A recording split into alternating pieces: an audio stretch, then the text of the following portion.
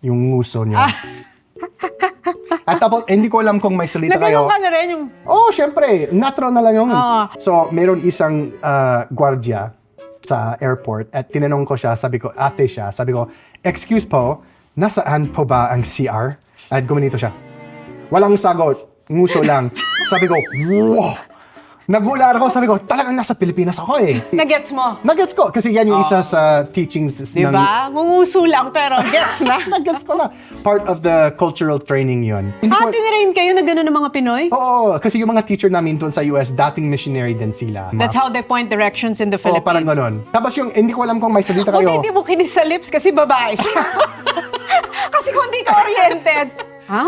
Kiss ba sa lips? Yung ano yung, Buti na lang na-orient ka. Oo Kung nga eh. ibang foreigner yun, anong isip nila dyan? kiss sa lips? So, parang ganun. Parang isip nila, sobrang attractive sila sa Pilipinas kasi lahat ng mga tao gumaganyan.